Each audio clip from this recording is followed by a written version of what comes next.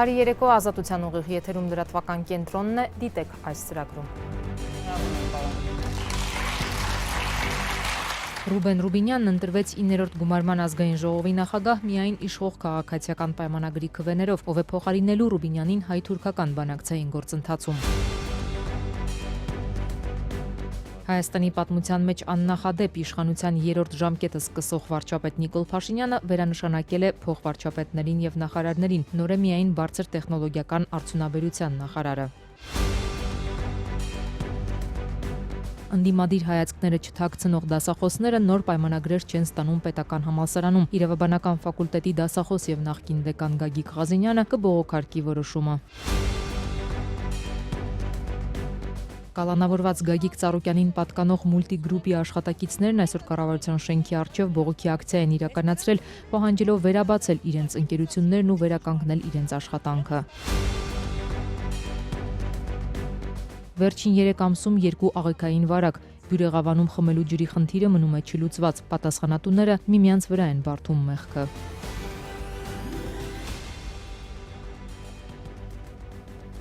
Նորընտիր ազգային ժողովն արդեն նախագահ ունի Ռուբեն Ռուբինյանը։ Նախորդ խորհրդարանում փոխոսնակի պաշտոնը զբաղեցնող Ռուբինյանը նոր ազգային ժողովում ընտրվեց միայն իշխող խմբակցության ձայներով առաջիկա 5 տարիների համար։ Իր ելույթում Ռուբինյանը խոստացել է բոլորի համար նախագահ լինել, առաջարկել է սկսել զրոյական կետից եւ խորհրդարանում բանավիճել ծեծի եւ քաշքշուկների փոխարեն, տեսարաններ, որոնց պակասը չկար նախորդ գումարման ժամանակ։ Ձայները բաշխվել են հետևյալ կերպ. Ռուբեն Ռուբինյան կողմ 63, դեմ 28։ Շնորհավորում եմ, պարոն Ռուբինյան։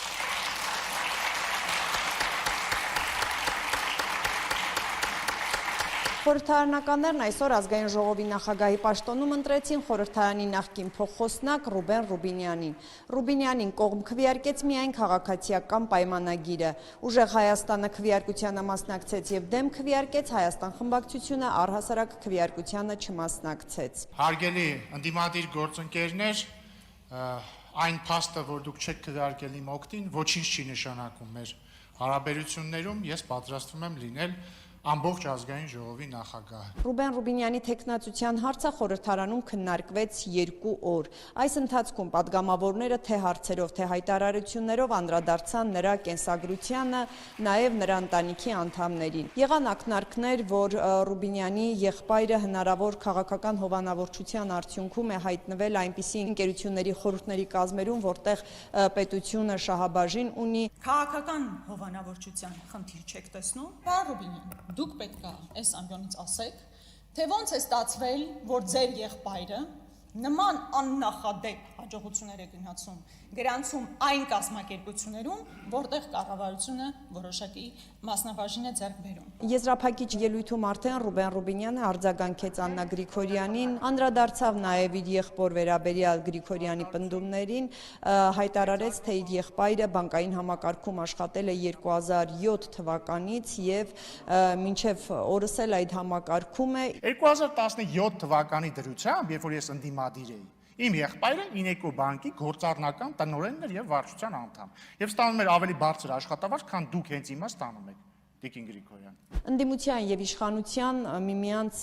ուղղված մեղադրանքները քաղաքական հետապնդումների հետ կապված թե 3 թե այսօր շարունակվեցին քննարկվել։ Ռուբեն Ռուբինյանը 3 հիշեցնում էր, թե քաղաքական հետապնդումներ եղել են նախկինում, բերել էր իր հոր օրինակը, որին ԱԱԾ-ից հրավիրել էին եւ 3 ամիս նա չէր վերադարձել։ Ռուբինյանը նշել էր, թե ինքը այն ժամանակ 18 տարեկան էր։ Գիտեք, երբ որ դուք ասում եք, որ 18-ամյակս առանց հայրիկի եմ դիմավորել, նստած գիտեք ինչ էի մտածում։ Նախ մի բերեք էլ էս օրինակը, գիտեք ինչի, որտեվ դուք հավակնում եք ազգային ժողովի նախագահի պաշտոնին, բարձր պաշտոնին, բայց դուք մի իշխանության ներկայացուցիչ եք, որի օրոք, որի պատճառով բազմաթիվ տղաներ այդպես էլ մնացին 18 տարեկան։ Մի բերեք այդ օրինակը այլևս։ Ելույթների փուլում ընդդիմադիր ուժեղ Հայաստան խմբակցության ղեկավար Նարեկ Կարապետյանը իր առաջին ելույթը ունեցավ եւ թեև հարցի քննարկումը վերաբերում էր ազգային ժողովի նախագահի ընտրությանը, սակայն Նարեկ Կարապետյանի ելույթը ավելի ընդհանրական էր, տարբեր խնդիրներից խոսեց Կարապետյանը, անգամ առաջարկով հասցրեց հանդես գալ, ըստ էության պնդելով այն առաջարկը կամ այն օրակարգը, որ իրենք ունեին դեռևս նախընտրական փուլում, նրանք նախընտրական փուլում խոսում էին իշխանության գալու դեպքում, ինչպես իրենք այսօր ձևակերպեցին Հակաս Սաֆարովյան օրենք ունենալու մասին եւ այդ առաջարկը այսօր նաեւ խորհրդարանում հնչեցվեց։ Մենք ունենք առաջարկ։ Մեկ օրենքով այս հարցը լուծվում է։ Եկեք ընդունենք օրենք, մենք դա անվանում ենք Հակա Սաֆարովյան օրենք, որով ուղղակի իրավունք չենք տալի ադրբեջանցիներին 10 օրից ավել գտնվել մեր երկրում եւ ունենալ գույք կամ հող այստեղ։ Դրանով մեր հարցերը սպառվում են։ Ընտրվելուց հետո արդեն Ռուբինյանին լրագրողները այս առաջարկի վերաբերյալ հարց ուղղեցին, սակայն ազգային ժողովի արդեն նորընտիր նախագահը ասաց, որ քանի դեռ չկա նման օրենսդրական նախագիծ եւ այդ առաջարկությունը չունի մանրամասներ, դեռ հայտնի չեն այդ մանրամասները, հրաժարվեց մեկնաբանել եւ այդ առաջարկի վերաբերյալ որևէ դիրքորոշում հայտնել։ Փոխարենը Ռուբեն Ռուբինյանը կրկին պնդեց, որ մտադիր է շարունակել եւ պահել այն կարգուկանոնը, որ ըստ իրեն հաջողվել է երեկվանից հաստատել խորհրդարանում։ Բարեկրթության վերաբերյալ մոտեցման առումով որոշումը իմն է, վարչությանը եւ խմբակցությանը, այսինքն ես միայնակ չէի կարող խմբակցության անունից խոստանալ, որ մենք կլինենք բարեկիրթ, եթե դա չլիներ խմբակցության որոշումը։ Մինչև այս ՔՊԱ-ականները ընտրությունից հետո պարբերաբար իրենց ելույթներում եւ հայտարարություններում ընդդիմադիրներին զգուշացնում էին, որ նրանց խորհրդարանում քաղաքականապես ոչնչացնելու են։ Ազգային ժողովի նորընտիր նախագահը մինչ այս զբաղեցրել էր փոխոսնակի պաշտոնը, զուգահեռ նաեւ ներկայացրել է Հայաստան-Թուրքիա կարգավորման գործընթացում առնվազն 4 տարի Ռուբինյան այդ աշխատանքը կատարել է, ըստ էության այս տարիներին ձեռք բերված ամենագլխավոր պայմանավորվածությունը Հայաստանի եւ Թուրքիայի միջև այն էր, որ պետք է բացվեր սահմանը երրորդ երկրների քաղաքացիների համար, այդ պայմանավորվածությունը մինչ այժմ թղթի վրա է։ Կառավարության կազմն արդեն հայտնի է, նախարարների գերակշռող մասը եւ փոխվարչապետները վերանշանակվել են։ Անկախ Հայաստանի պատմության մեջ աննախադեպ երրորդ ժամկետը սկսող վարչապետ Նիկոլ Փաշինյանն ավելի վաղ էր հայտարարել, որ կաբինետում փոփոխություններ չի նախատեսում։ Միակ նոր դեմքը բարձր տեխնոլոգիական արդյունաբերության նախարարն է Դավիթ Թադևոսյանը, ով նշանակվել է այդ պաշտոնից սեփական ցանկությամբ հեռացած Մխիթար Հայրապետյանի փոխարեն։ Մյուս խոշոր փոփոխությունը Միացյալ Նահանգներում Հայաստանի նախկին դեսպան Լիլիթ Մակունցի նշանակումն է վարչապետի աշխատակազմի ղեկավար, պատգամավորական մանդատը վերցրած Արայիկ Հարությունյանի փոխարեն։ Կաբինետի կազմավորումից հետո առաջիկա 20 օրվա ընթացքում վարչապետ Փաշինյանը պետք է ազգային ժողով ներկայացնի արդեն կառավարության նախագիծը։ Նախորդ գումարման ազգային ժողովի փոխնախագահ Ռուբեն Ռուբինյանը նաև հայ-թուրքական հարցերով բանագնացներ, սակայն խորհրդարանի նախագահ ընտրվելուց հետո նա այլևս չի ներկայացնի Հայաստանը այդ բանակցություններում, թե ով կլինի նրա փոխարեն դեռ հայտնի չէ։ Մինչ այդ նորմալացման գործընթացի մեկնարկից ի վեր հայ-թուրքական հարաբերություններում նշանակալի առաջընթաց չկա։ Թուրքիայում չեն թաքցնում, բարելավումը կախված է Ադրբեջանի որոշումից։ Ռուբեն Ռուբինյանի ազգային ժողովի նախագահ ընտրվելուն զուգահեռ թափուր է մնում հայ-թուրքական կարգավորման հարցերով հատուկ բանագնացի պաշտոնը։ Երևանը մինչ այս պահը չի տեղեկացրել, թե ով է բանակցելու Անկարայի կողմից նշանակված հատուկ բանագնաց Սերդար Քլչի հետ։ Մինչ այդ նորընտիր խորհրդարանում ընդդիմությունը կասկածի տակ է դնում, որքանով էին արդյունավետ ավելի քան 4 տարի շարունակված այս բանակցություններն ընդհանրապես։ Ձեր Քլչի հետ այդ համատեղ հանձնաժողովի կարևորագույն հարցը Հայաստանի եւ Թուրքիայի դիվանագիտական հարաբերությունները հաստատելու մնացել է սառույցի վրա գրված, որովհետեւ Թուրքիան շարունակում է խոսել նախապայմաններով։ Ժամանակն է, որպեսզի Թուրքիայի կողմից լինի առավել ակտիվ առաջընթաց Հայաստան-Թուրքիա կարգավորման գործընթացում, դա վաղուց հասունացված է եւ չգիտեմ պատճառը, չեմ կարող մատնանշել պատճառ, թե ինչու պիտի Հայաստանն ու Թուրքիան հենց վաղը չունենան դիվանագիտական հարաբերություններ եւ թե ինչու հենց վաղը չպիտի Հայաստան-Թուրքիա սահմանը բաց լինի։ Թուրք փորձագետները չեն թաքցնում դիվանագիտական հարաբերություններ հաստատելու եւ սահմանները բացելու գլխավոր խոչընդոտը շարունակում է մնալ հայ-ադրբեջանական կարգավորման գործընթացը։ Թեև Անկարան բանակցությունները սկսելիս խոստացել էր նախապայմաններ չեն լինելու, պաշտոնապես է հայտարարվում, մինչև Ադրբեջանի հետ խաղաղության պայմանագիրը չստորագրվի, Թուրքիան սահմանները չի բացի։ Մենք պետք է խրախուսենք այս գործընթացը այն ավարտելու եւ ստորագրելու համար։ Սա շատ կարեւոր է եւ դա մեծ շրջադարձ կլինի։ Որքան շուտ Ադրբեջանը որոշի ստորագրել, այնքան ավելի լավ կլինի ոչ միայն հայ-ադրբեջանական հարաբերությունների, այլև Թուրքիայի եւ Վրաստանի համար, ասում է Մեհմեդ Ֆաթիհ Չեյլանը։ Նա հայ-թուրքական ձախողված դիվանագիտության մեկ փորձի անձամբ է ականատես եղել, մասնակցել է նախորդ ֆուտբոլային դիվանագիտությանը, որն այդպես էլ արդյունք չտվեց։ Այն կմեծացնի տարածաշրջանային համագործակցության հեռանկարը։ Սա այն է, ինչի կարիքն ունեն այս երկրների ժողովուրդները։ Հենց նրա պաշտոնավարման օրոք Ցյուրիխյան արձանագրությունները Թուրքիայի խորհրդարանում այդպես էլ չվավերացվեցին։ Թուրքիան հետ քայլ արեց գործընթացը կապելով Լեռնային Ղարաբաղի հիմնախնդրի հետ։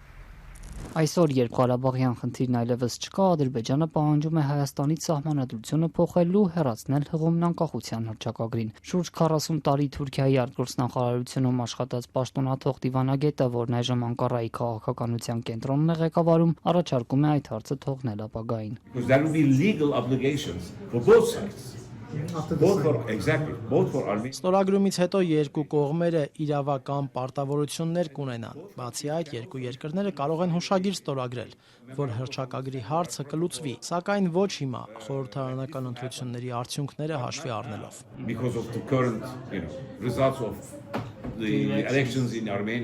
Հետաքրքրվեցինք, իսկ ինչու Թուրքիան ավելի մեծ ճնշում չի գործադրում Ադրբեջանի իշխանությունների վրա խաղաղության պայմանագիրը ստորագրելու եւ այդպիսով նաեւ հայ-թուրքական հարաբերությունների կարգավորմանը հասնելու համար։ Թուրք փորձագետի գնահատմամբ Անկարան չի ուզում խնդիրներ ստեղծել Բաքվի հետ հարաբերություններում, հատկապես հաշվի առնելով Ադրբեջանի տնտեսական ներկայությունը Թուրքիայում։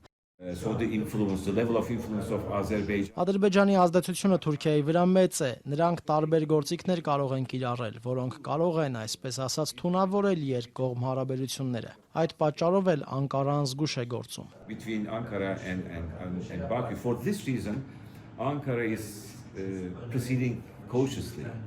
Պաշտոնաթող դիվանագետի խոսքով Անկարան այդուհանդերձ որոշ ազդակներ ուղարկում է Բաքու։ Այս շարքում են դիտարկում Գյումրի-Կարս երկաթուղու թուրքական հատվածի վերականգնման աշխատանքները։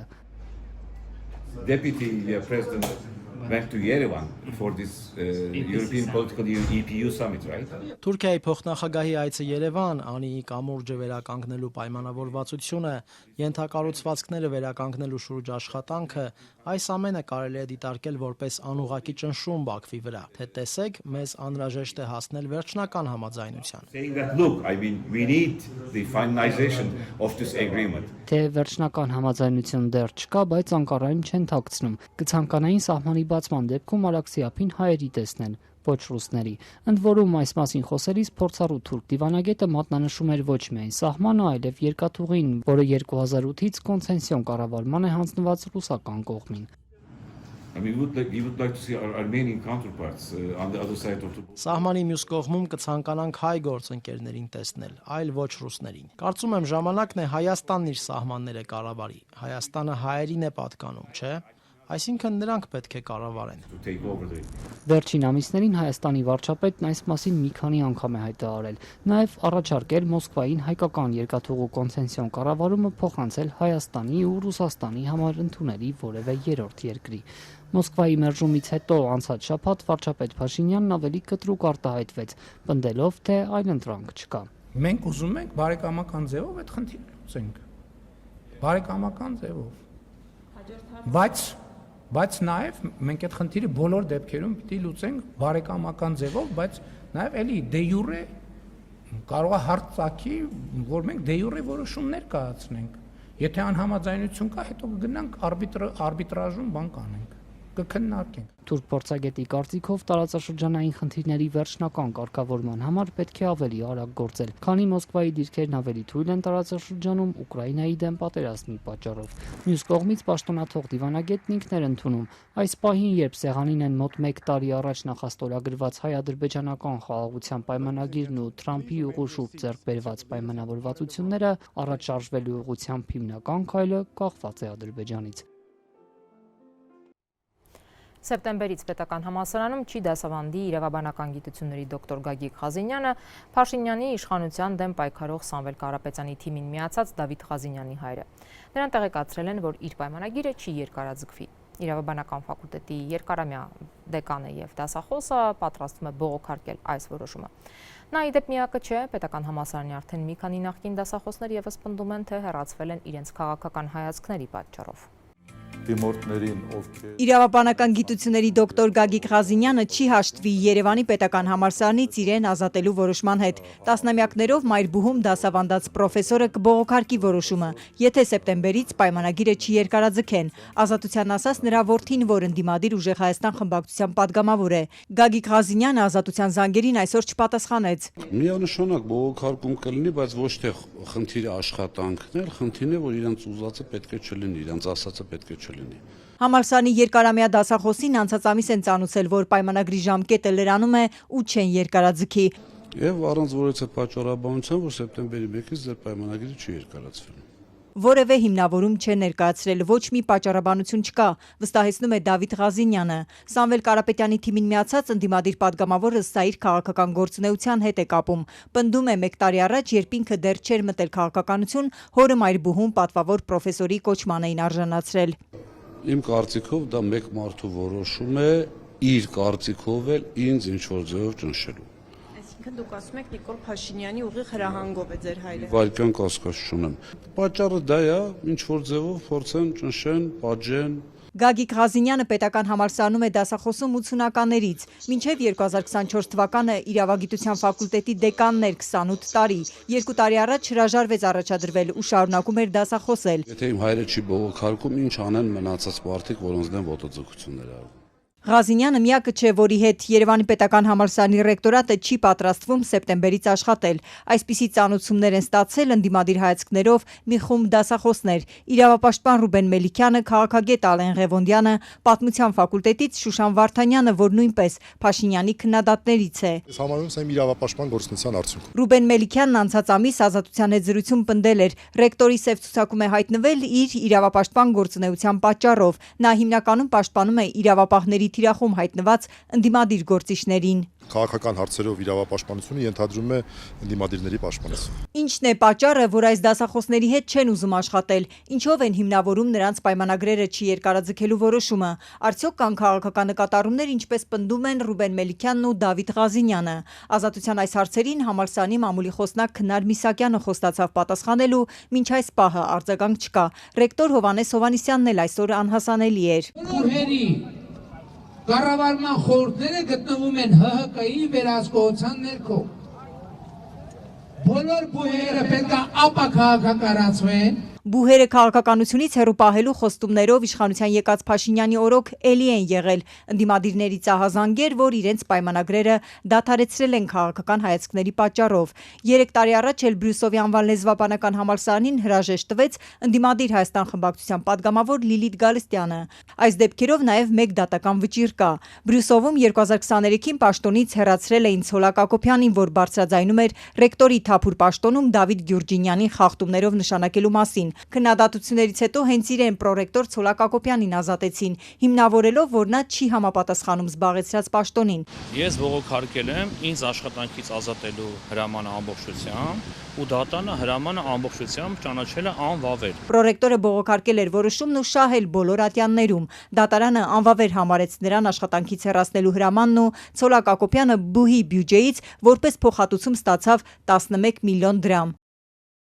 Ընդդիմադիր արդեն մոտ 1 ամիս կալանավորված Գագիկ Ծառուկյանին պատկանող մուլտիգրուպի աշխատակիցներն այսօր կրկին ցույցի էին եկել կառավարության շենքի մոտ։ Ծառուկյանին պատկանող մոտ 1 տասնյակ գործարաններ, ընկերություններ եւ անգամ Օլիմպիավանը, որտեղ տարբեր սպորտաձևերի մարզիկները պատրաստվում են մրցումների, փակ են։ Հազարավոր մարդիկ մոտ 1 ամիս է հարկադիր պարապուրդի եւ անորոշության մեջ են։ Չգիտեն, թե ինչպես են փակելու ամսվա ծախսերը, վարկերը եւ կոմունալները կամ աշխատանք ունենալու են, թե ոչ։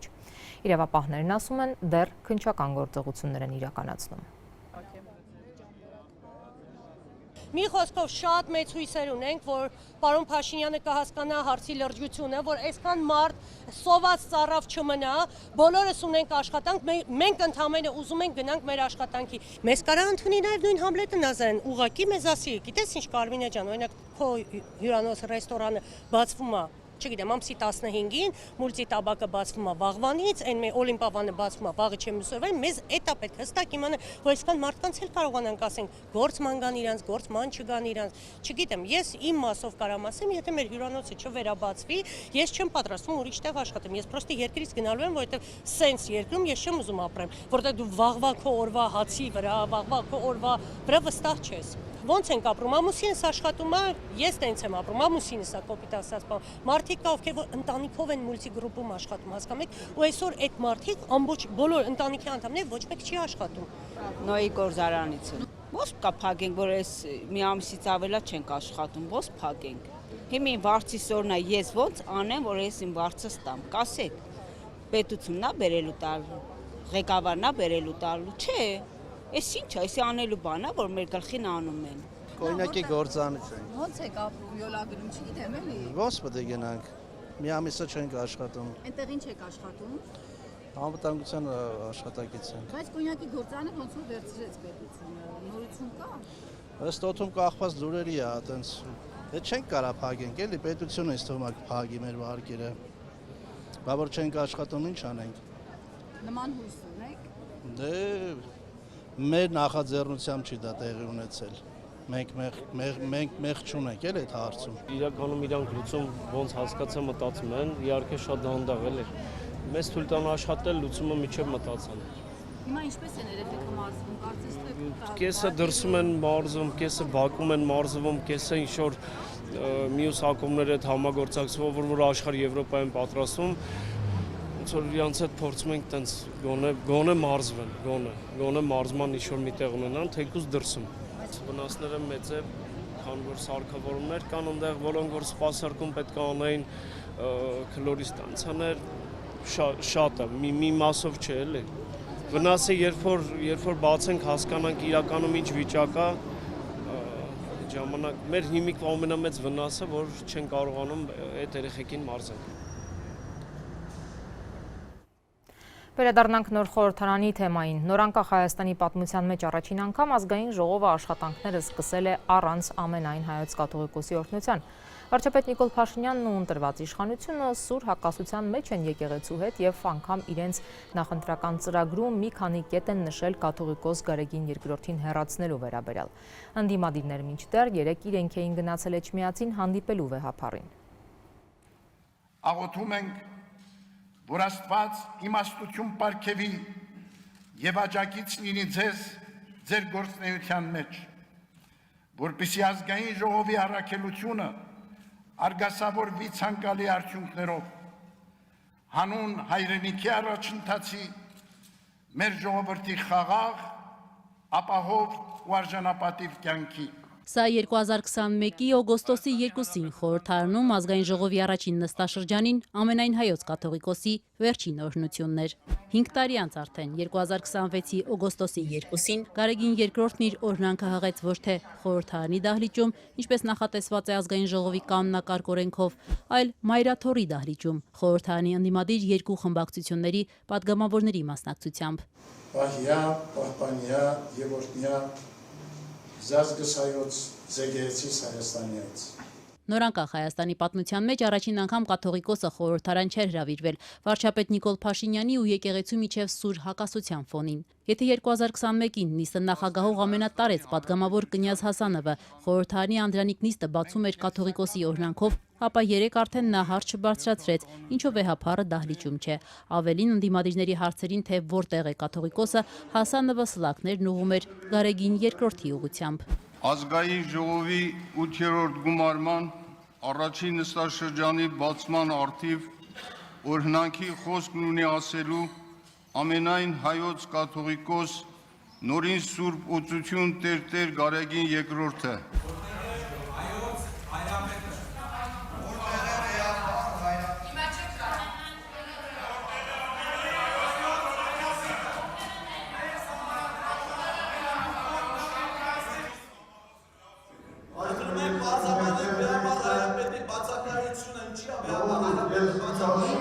Կաթողիկոսը կարող էր ինքը ներկայանալ, ոչ մեկ դրա դեմը չէր կարող առնել։ Այն, որ կաթողիկոսը խորհրդարան չէր հրավիրվելու, իշխող ԿՊ-ն հայտարարել էր նախապես։ Ավելին, խորհրդարանի նստաշրջանի բացմանն ընդառաջ վարչապետ Փաշինյանը վերահաստատել էր իր հայտնի ձևակերպումը։ Ում նկատի ունեք կաթողիկոս ասելով։ Ես այդպիսի կաթողիկոս չեմ ճանաչում։ Անտիմադիր երկու խմբակցությունները Ուժեղ Հայաստանն ու Հայաստան Դաշինքը երեք հակասահմանադրական ու հակաօրինական որակեցին կաթողիկոսին խորհրդարան չհրավիրելու իշխանության քայլը եւ օրհնություն ստանալու համար նիստի ավարտին մեկնեցին Մայրաթոր։ Հանդիպման ավարտին Հայ առաքելական եկեղեցին տեղեկացրեց, որ վեհափառն իր օրհնությունն է փոխանցել պատգամավորներին, ընդգծելով, որ մեջբերում եմ հայտնի պատճառներով հնարավորություն չի ունեցել սահմանված կարգի եւ ձևավորված ավանդության մասնակցելու ազգային ժողովի անդրանիկ նիստին եւ բերելու պատգամավորներին Սուրբ Էջմիածնի օրհնությունն ու հայրապետական պատգամը։ Ընդդիմադիր պատգամավորների հետ հանդիպմանը վեհափառ հայրապետը ըստ պաշտոնական հաղորդագրության խոսել է երկրում տիրող մտահոգիչ վիճակի, այդ թվում Հայ առաքելական եկեղեցու դեմ իրականացվող հակասահմանադրական քայլերի մասին։ Այսօր մեր երկրի առջև ծառացած արտաքին եւ ներքին մարտահրավերները ենթադրում են նոր փորձություններ։ Մեծապես մտահոգիչ են նաեւ ներազգային կյանքում տիրող անհամերաշխությունը, հասարակության պարակտվածությունը, քաղաքական բևեռացումը։ Նաև հայոց եկեղեցու դեմ գործադրվող օրինազանց հակասահմանադրական քայլերը, որոնք խոչընդոտում են եկեղեցու արդյունավոր առաքելությունը ազգային անդաստանում։ Շատ մեծ շեշտադրում կատարեց նաև ներազգային պառակտման եւ դրա անթույլատրելիության վրա եւ ընդհանուր ապօրինությունների անարդարության մթնոլորտի ընդհանուր մեր հիմնական զրույցը դրա մասին էր, որ հատկապես ներազգային պառակտումը իսկապես անթույլատրել է մեր նման ազգերի համար, բայց իշխանությունը ամեն բան անում է, այսպես յուղալցնում հնարավոր ամեն process-ի վրա, որ այդ պառակտումը ավելի ակնհայտ լինի։ Մայրաթորում վեհափառին հյուրընկալված ընդդիմադիր Հայաստան խմբակցության ղեկավար Աննա Գրիգորյանն այսօր Ազատության հետ զրույցում նշեց, որ աննախադեպ էր ամենայն հայոց կաթողիկոսին խորհրդարան չհրավիրելու իշխող ԿՊ-ի որոշումը։ Թեև ընդդիմադիր պատգամավորի համար սա սպասելի էր, հաշվի առնելով Գարեգին II-ի դեմ վերջին շրջանում իշխանական արշավը։ Գրիգորյանը նաև հիշեցնում է, որ վարչապետ Փաշինյանն անգամ իր նախընտրական ծրագրում է ամրագրել կաթողիկոսի հեռացման հարցը։ Ընդդիմադիր Հայաստան խմբակցության ղեկավարի համոզմամբ, թեև վեհափառին հեռացնելու ԿՊ օրակարգը այս պահին մղվել է երկրորդ պլան, բայց իշխանությունը դրանից չի հրաժարվել։ Ակնհայտ է, որ այս փուլում շատ այլ առաջնահերթություններ կան, մասնավորապես Ադրբեջանի կողմից պարտադրվող սահմանադրության փոփոխություն, այսպես կոչված անկլավների հանձնման գործընթաց, տնտեսական խնդիրներ, ռուսական սանկցիաներ եւ այլն, եւ այս համատեքստում այո, այդ ծրագիրը կաթողիկոսի հեռացման մղվել է երկրորդ պլան, բայց շարունակում է լինել իրենց պատկերացումների մի մասը, բայց եթե անկեղծ ասեմ, շատ այդպես առանձին քննարկում չենք ունեցել, բայց կաթողիկոսը վերջին ամիսներին իսկապես ձիգ կանգնած է եղել իր տեղում։ Ինչու կաթողիկոսը չէր հրավիրվել։ Չգիտեմ ինչի մասն է խոսքը։ Եթե կաթողիկոս ասելով նկատի ունեք կտիչ ներսային, իրան հարցրեք։ Այսօրվանից ազգային ժողովի նախագահի պաշտոնը զբաղեցնող 36-ամյա Ռուբեն Ռուբինյանը ազատության հարցին ի պատասխան երեք Գարեգին II-ին դիմում էր նրա ավազանի անունով, պնդելով, թե այդպիսի կաթողիկոս ինքը չի ճանաչում, թեև այլ անունով կաթողիկոսի էլ ԿՊ-ական պատգամավորը չէր մտաբերում։ Այդ մարդու հետ կապված հարցերը գնացեք իրան տվեք, հա։ Ուղղակի անկախ Հայաստանի պատմության մեջ առաջին անգամ է, որ կաթողիկոսը չի օրհնում։ Գնացեք, եթե կրկնում եմ, եթե կտրիչ ներսային նկատի ունեք, գնացեք իրանց հարցրեք։ Կաթողիկոս ճանաչում։ Ես չեմ ճանաչում որևէ կաթողիկոս այս պահին։ Ամենայն հայոց կաթողիկոս Գարեգին II խորհրդարանի ընդդիմադիր խմբակցությունների падգամավորների հետ հանդիպմանը իր գնահատանքի խոսքն է հղել նրանց, մեջբերում եմ հայոց եկեղեցու հանդեպ դրսևորած նվիրման եւ սիրո համար, հատկապես այս դժվարին շրջանում, երբ շարունակվում են իշխանությունների կողմից սանձազերծված արշավն ու բռնաճնշումները, երբ ի պաշտպանություն Սուրբ Էջմիածնի արտահայտության համար առ այսօր կալանքի տակ է մնում ազգային բարերար Սամվել Կարապետյանը։ Մեջբերման ավարտը։ Ազգային ժողովում այսօր քննարկում էին նաև փոխնախագահների թեկնածուների հարցը, իշխող քաղաքացիական պայմանագիրը երկու պորտֆել ունի,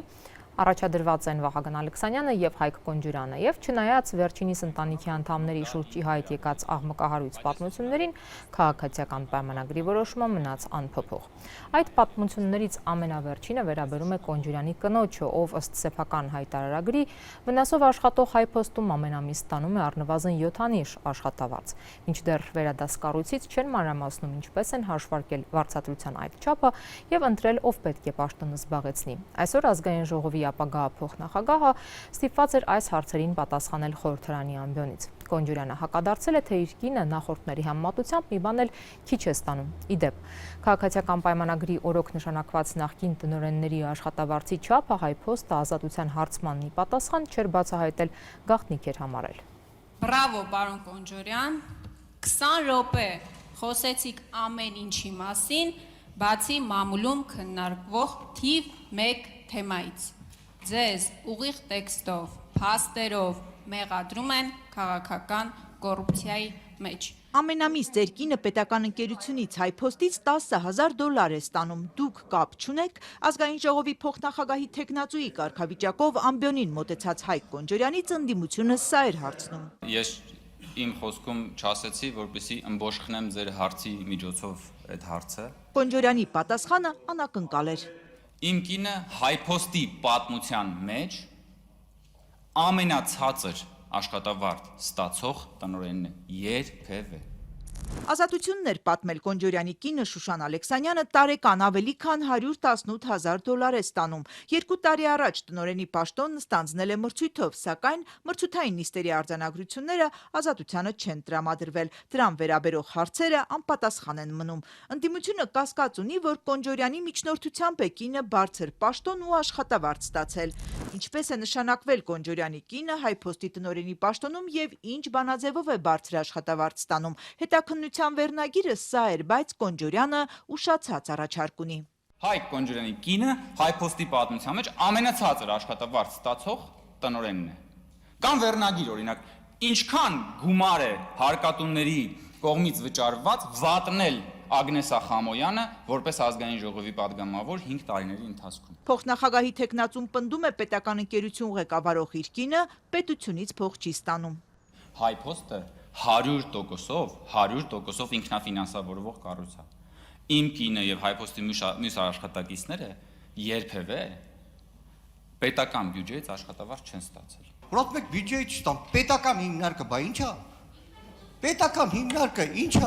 Գեգամ Մանուկյանը, նրա թիմակից Արթուր Խաչատրյանը ոչ մի կերպ չէին պատկերացնում ինչպես է հնարավոր, հատկապես որ ընկերությունը վնասով է աշխատում։ Քաղաքացիական պայմանագիր խմբակցությունը ղեկավարած Կոնջուրյանը, որ հիմա էլ խորհրդարանի փոխոսնակի թեկնածու է, իր խոսքով ակտիվ խորհրդարանական, համոզված է կնոջ աշխատավարձի վերաբերյալ հարցադրումը, եղբոր Ավետ Կոնջուրյանի հետ կապված սկանդալը միջոցներ են իրեն հարվածելու, իր դեմ կոմպրոմատ չեն գտել։ Եթե դուք ուշադիր նայեք այդ պատմություններին, այդ պատմությունների մեջ վիթխարի քանակություն fake news գոյություն ունի։ Պատգամավոր Արթուր Խաչատրյանը սակայն հարցից ոչ մի կերպ չէր նահանջում։ Վնասով աշխատող ընկերության տնօրենի $10,000 աշխատավարձը որտեղից։ Այս տարի սալոր կերել եք, ասում եմ սալոր չեմ կերել, բայց Մարոկոյի սուլթանը պատվարժան մարդ է։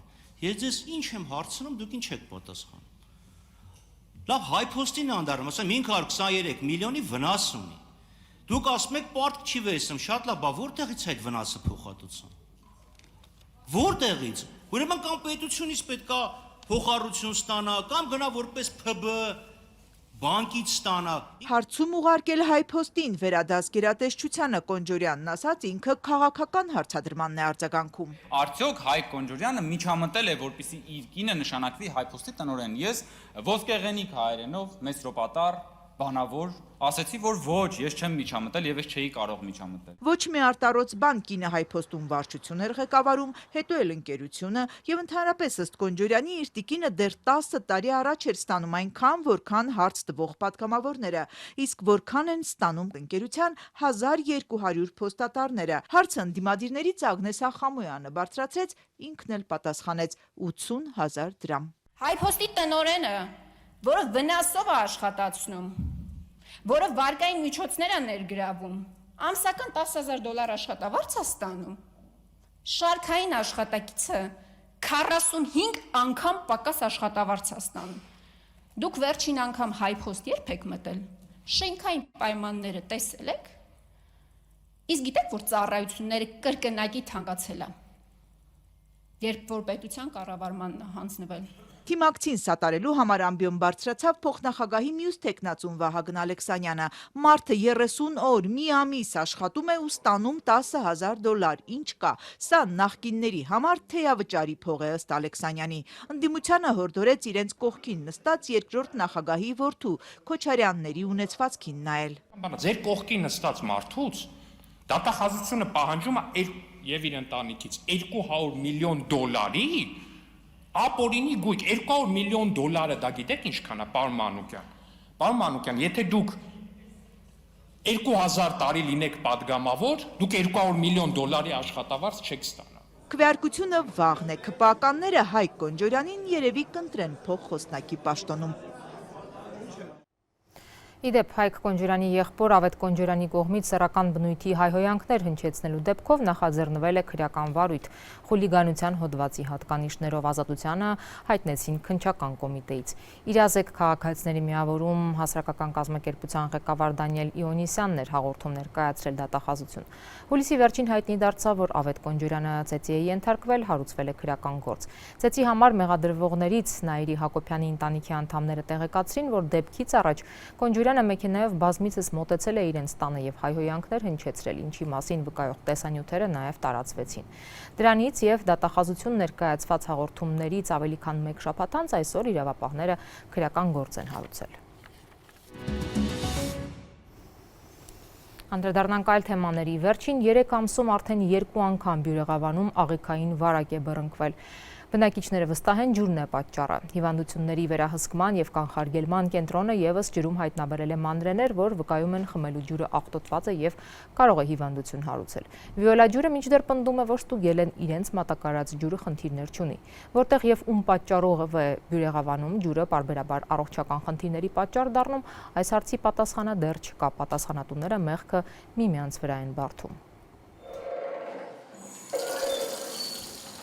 Ջրից շատ ահավոր ժանգահամ էր գալիս, որ խմեց։ Բյուրեղավանցիները պնդում են, որ վերջին 3 ամսում առնվազն 2 անգամ թունավորվել են խմելու ջրից։ Նրանցից ոմանք աղիքային վարակով հիվանդանոց են ընկել, բայց պաշտոնական պատասխան դեռ չկա, ով է պատասխան տալու։ Ինչու է ծորակի ջուրը խմելուց հետո իրենց ինքնազգացողությունը վատացել։ Ընտանիքում մենք ապրինել ենք էլի վարակվել, ես տան պայմաններում ես կարողացել եմ բուժել։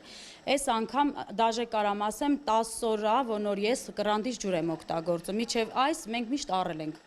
Առաջին դեպքն ապրիլի 21-ին էր, շտապ օգնությունը 30 կանչեր ստացել, 11 մարդ հոսպիտալացվել էր աղիքային վարակի ախտանիշներով։ 8 օր անց հիվանդությունների վերահսկման եւ կանխարգելման ազգային կենտրոնը հայտարարեց, որ խմելու ջրում հայտնաբերվել են կոլիֆորմ մանրեներ, ռոտավիրուս, ադենովիրուս եւ այլ ախտածիններ։ Մինչդեռ Վիոլա ջուրը պնդեց, որ իր նմուշառումներով ջրի որակի շեղումներ չեն արձանագրվել։ Քննչական կոմիտեն քրեական վարույթ նախաձեռնեց պարզելու արդյոք մատուցվել է անվտանգության պահանջներին համապատասխանող ծառայություն, որը կարող էր վնաս հասցնել մարդկանց առողջությանը, եւ եթե այո, ովքեր են դրա համար պատասխանատու։ Ավելի քան 3 ամիս է անցել, բայց որևէ անձի մեղադրանք չի առաջադրվել, իսկ փորձաքննության եզրակացությունը դեռ չկա։ Բյուրեղավանում օրական քանի շտապ օգնությունա ձենհանիլով քնում, ինչի համար հիվանդատան չէ, թունավորված մարդ է տանում։ Սուտ ասում են ջրից չի, խիչի, բա լող մի անգամից թունավորվեցին ուրիշ բանից։ 2 ամիս չանցած երկրորդ դեպքն արձանագրվեց հուլիսի 17-ին։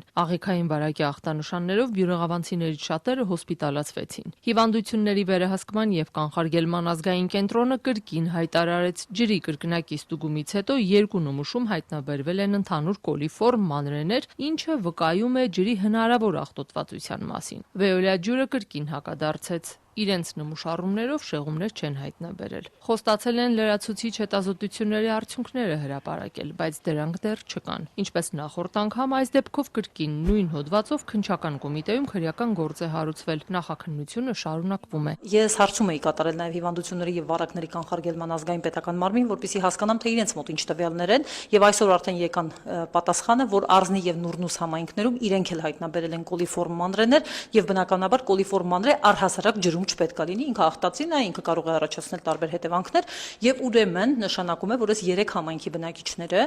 Վեոլիա ջրի աշխատանքները քննադատող արդարադատության նախկին նախարար իրավաբան Արփինե Հովհաննիսյանը հավաքագրել է բյուրեղավանցիների բողոքներն ու չի բացառում, որ դրանցով դատարան կգնա։ Վեոլիա ջրից հրաժարվեցին հարցազրույց տալ ասացին տարածած հայտարարություններին ավելացնելու ոչինչ չունեն։ Իրավաբան Հովհաննիսյանը նույնպես չի կարողանում ընկերությունից որևէ արձագանք ստանալ։ Այո, Վեոլիա ջուրի ընկերությունը միայնակ չի կրում շատ խնդիրների պատասխանատվություն։ Այո, շատ խնդիրներ խորքային են, տարիներով կուտակված են, ներդրումների անհրաժեշտություն կա, այդ թվում պետական ներդրումների, որոնք ժամանակի ընթացքում բացակայել են։ Այս 10 տարիների ընթացքում, 9 տարիների ընթացքում պետությունը եւս ներդրումների կատարման պարտականություն ունեն, բայց ընկերությունը առաջնային պատասխանատվություն կրող օղակ է եւ կոմունիկացիայի բացակայությունը շատ խորը հետևությունների ճիշտ ասած առիթ են տալիս։ Լրագրողները նաեւ վարչապետ Փաշինյանից էին հետաքրքրվել։ Գիտի ինչ է կատարվել Բյուրեղավանում, ինչու են մարդիկ խմելու ջրից թունավորվել։ Պետք է պատասխանները հիմնավորված ստացվեն եւ հետեւությունները արվեն Վիոլիա ջուրը, մնացած մեր մարմինները եւ անհրաժեշտ որոշումներ կհասնեն։ Փաշինյանը կրկնեց Հայաստանում ջրամատակարարման համակարգը քայքայված է, անհրաժեշտ են լուրջ ներդրումներ։ Արփինե Հովհաննիսյանը հիշեցնելով դեպքերի ժամանակագրությունը եզրահանգեց։ Անգամ վարչապետ Փաշինյանի արձանագրումներից հետո որևէ հետևություն չի արվել։ Ինչ հետևություն է արել Վեոլիա ջուրը, կամ այդ հետևությունները ինչու են պահվում փակ դռների ետևում, ինչու հանրային կոմունիկացիա գոյություն չունի առհասարակ այս հարցում, եւ ինչու մենք բոլորս այնպիսի դեմքով ենք, կարծես մենք ինչ-որ բան պարտք Վեոլիա ջրի։ Եթե հվկակն ասում է, որ ջրում շեղումներ կան, իսկ Վեոլիան պնդում ջուրը մաքուր է, գուցե խողովակներն են հին, մաշված կամ վնասված, հետաքրքրվում են բյուրեղավանցիները։ Բյուրեղավանի քաղաքապետի մամուլի խոսնակն Ազատությանն ասաց, դրանց մի մասը փոխվել են, մյուսը ոչ, բայց չի կարող պնդել, որ պատճառը հենց դա է։ Համայնքում 2013 թվականին ջրահեռացման համակարգը ամբողջովին փոխվել է,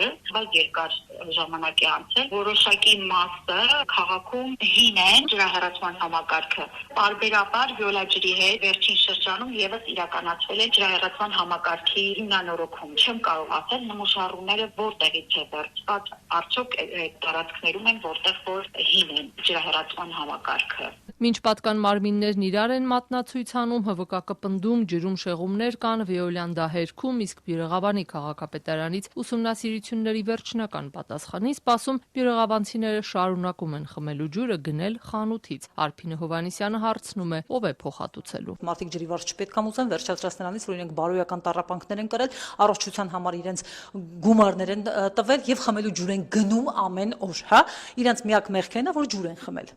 Առողջապահության եւ աշխատանքի տեսչական մարմինը վարույթ է հարուցել, բայց թե ինչ հիմքով ու ինչ պահանջ է դրել, այսօր մեզ բարձել չհաջողվեց, ասացին գրավոր հարցում ուղարկեք։ Ուղարկել ենք, սպասում ենք արձագանքի։